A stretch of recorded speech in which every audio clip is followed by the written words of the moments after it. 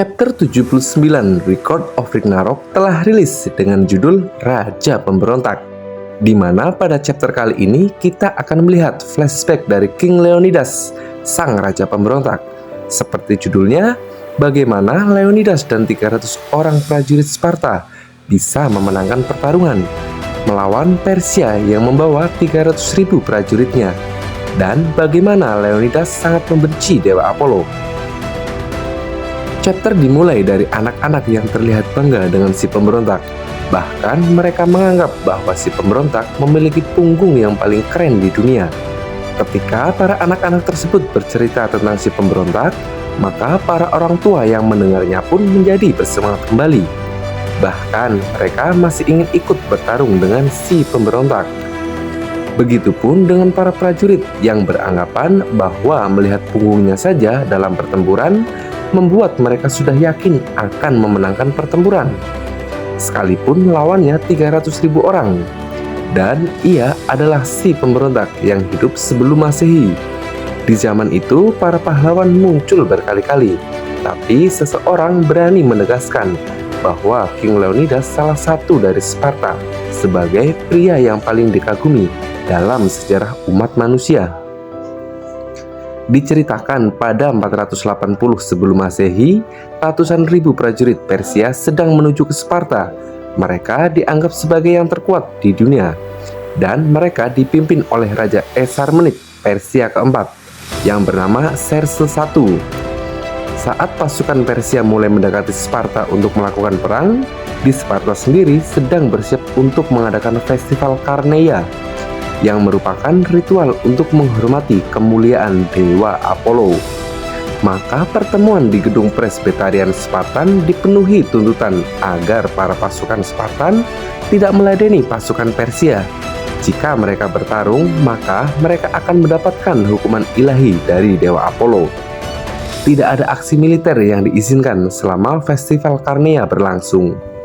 Orakel Dewa Apollo yang telah diturunkan dari generasi ke generasi mengatakan bahwa bagi orang-orang Sparta, festival Karneia adalah perintah yang tegas dan mutlak, yang tidak bisa diganggu-gugat. Saat seorang petinggi yang mulai mencemaskan bagaimana pasukan Persia yang sebentar lagi akan menyerang Peloponnes. Untuk itu, ia memberikan pendapat agar pasukan Sparta harus menghentikannya segera. Apabila terlambat, pasukan Sparta sekalipun tidak akan bisa melawan mereka. Dan kalau itu terjadi, penduduk Sparta bahkan seluruh Yunani akan rata dengan tanah. Sayangnya, para petinggi lain merasa terganggu dengan ucapan itu, karena apapun yang terjadi, orakel yang telah lama dilindungi selama beratus-ratus tahun oleh Sparta tidak boleh terganggu. Sementara itu, petinggi yang menyaksikan obrolan mereka mulai tertawa dengan menyebut pria bodoh yang memberikan pendapat tadi hanyalah orang yang tak tahu apa-apa. Seseorang pun mulai menepuk pundak petinggi yang cemas tadi dan berkata bahwa tak ada yang perlu dikhawatirkan. Festival Karneia akan dimulai dalam beberapa hari lagi. Kalau mau bertarung, mereka akan melakukannya setelah festival. Petinggi yang cemas tadi sangat takut jika pergerakan mereka akan terlambat. Namun petinggi lainnya mulai membanggakan diri jika mereka adalah Sparta militer yang terkuat. Mereka tak mungkin kalah hanya karena menunda beberapa hari. Mereka menyebut petinggi yang cemas tadi sebagai anak muda yang belum mengerti perang, karena seperti itulah aturan orakel. Sebagai penjaga yang mendengarkan debat para petinggi, Hagis merasa bahwa ia sudah mengetahui hasilnya. Dari awal, bagaimanapun para petinggi tidak akan mendengarkan opini dari petinggi lain yang berusia lebih muda. Kemudian kilas balik itu pun terjeda selayaknya video, dan Hagis pun muncul kembali. Ia sedang duduk di kursi dan berpikir bahwa pada saat itu ia sama saja dengan para tetua. Saat itu ia terbawa suasana karena sangat menyeramkan jika berbeda dari mayoritas.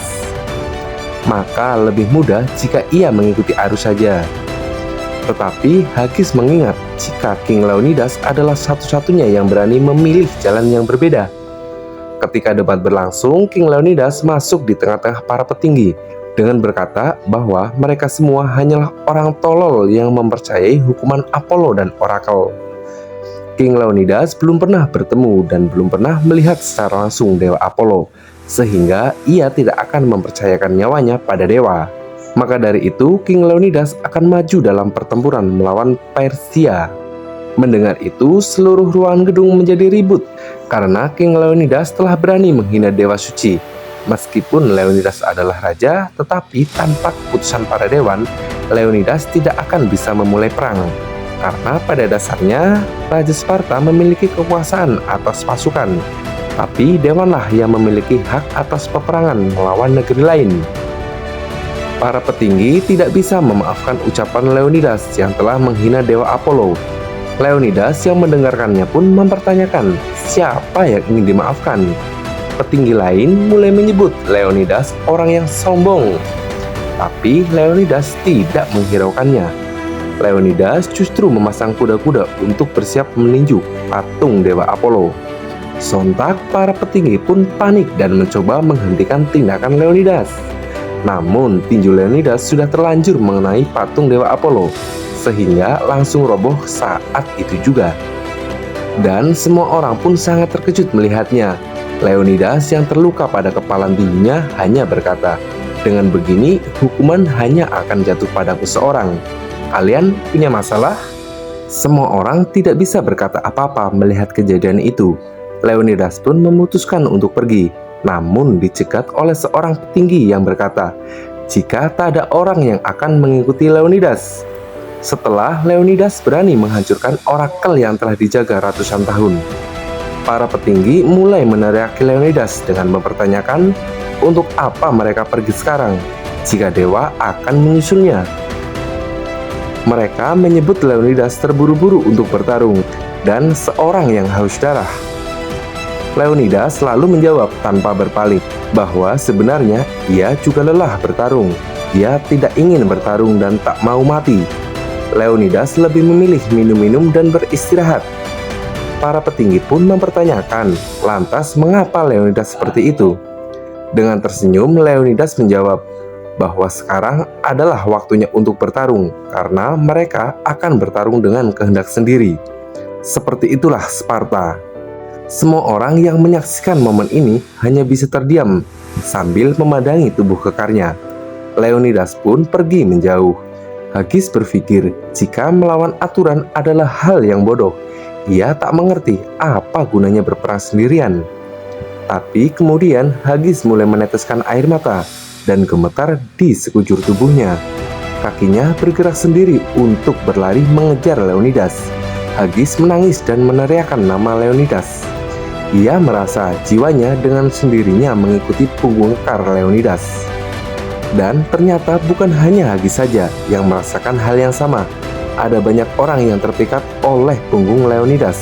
Ada lebih dari 300 orang yang telah memakai pakaian tempur mereka dan bersiap untuk bertarung. Mereka membawakan Leonidas perisai serta armor Sparta. Mereka merasa ketakutan dan berkata, jika mereka tidak akan lolos dari perang ini hidup-hidup, tapi mereka adalah Sparta, prajurit terkuat. Leonidas pun menghembuskan asap cerutunya. Kali ini ia telah memakai armor Sparta, lengkap dengan perisainya. Ia pun berkata, lakukan sesuka kalian. Kemudian diiringi teriakan para pasukannya. Leonidas adalah orang yang memberontak pada dewa dan selanjutnya diikuti oleh 300 orang Sparta. Dan dimulai pertempuran Thermopylae. Kita bisa melihat perbedaan jumlah pasukan Persia yang jauh berbeda dengan pasukan Sparta. Para pasukan Sparta pun menuruni bukit dan mulai menyerang Persia. Leonidas berteriak pada para pengecut yang hanya bisa datang dengan pasukan besar. Tunjukkan cara Sparta bertarung. Nah, lagi-lagi cuplikan kilas balik terjeda seperti video dengan Hagis sebagai pembawa acaranya. Ia berkata jika Leonidas memanglah pria yang berbahaya. 300 orang melawan 300.000 musuh. Hagis merasa tidak pernah menyesal karena hanya pada saat itulah ia merasa hidup untuk pertama kalinya. Karena sejak awal King Leonidas dan 300 orang yang mengikutinya sudah mengetahui bahwa mereka akan mati dalam pertarungan. Hagis bercerita bahwa seluruh Yunani bersemangat selama pertarungan itu karena mereka berhasil memukul mundur pasukan Persia dan menyelamatkan negeri mereka. Dengan kata lain, mereka memenangkan pertarungan. Hagis memang yakin dengan kehebatan King Leonidas. Ia merasa terpukau melihat punggung Leonidas yang menunjukkan nyalinya melompati gajah yang ditunggangi oleh Raja Persia.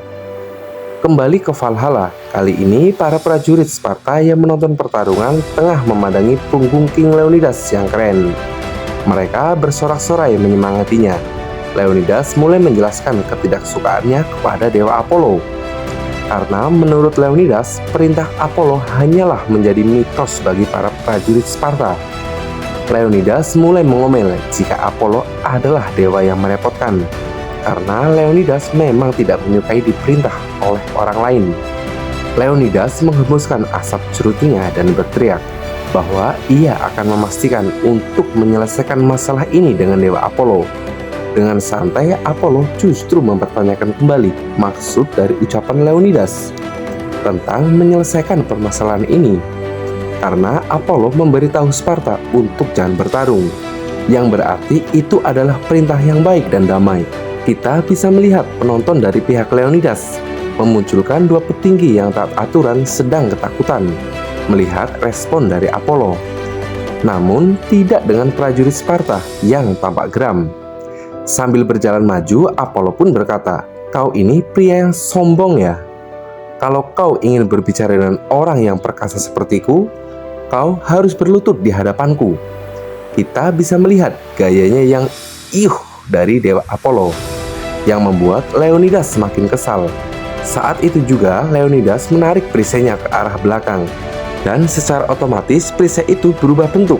Pada bagian ujungnya keluar 4 mata pisau yang berputar. Melihat transformasi perisai Leonidas membuat Gold sangat terkejut. Leonidas pun mulai maju dan melemparkan perisai tajamnya itu sembari mengikat perisainya dengan rantai untuk mengontrolnya. Brunhilda pun menjelaskan bahwa perisai itu adalah volumenya, sedangkan yang bersemayam di dalamnya disebut sebagai Valkyrie kelima atau Geirolu yang menyerang dengan tombak. Saat perisai tajam itu mulai menyerang ke arah Apollo, Apollo sama sekali tak menghindarinya dan bahkan hanya tersenyum. Ia lalu menahan pergerakan perisai itu dengan tangan kosong, membuat Leonidas memakinya dasar dewa sampah. Tapi kemudian ia terkejut setelah merasakan ada aliran sakra yang menyelimutinya. Perisai itu bernama Phalanx and Chaos, sehingga membuat Apollo terlempar ke atas sambil memuntahkan darah. Hal itu membuat Leonidas berteriak, "Ku beritahu kau dewa bodoh, kalau mau hidup panjang, jangan berdiri di hadapan Sparta." Kita bisa melihat penonton di pihak manusia yang terbagi menjadi para petinggi yang taat dengan aturan dewa, serta para prajurit Sparta yang memiliki ekspresi berbeda. Ketika melihat aksi dari Leonidas, para petinggi merasa ketakutan ketika dewa mereka dihajar, sementara para prajurit Sparta bersorak kegirangan. Dan chapter pun berakhir sampai di sini. Jadi itulah alasan kenapa Leonidas sangat membenci Apollo. Mungkin bulan depan ada kilas balik versi Apollo kali ya. Oke deh minasan, sampai ketemu di chapter selanjutnya. Bye bye.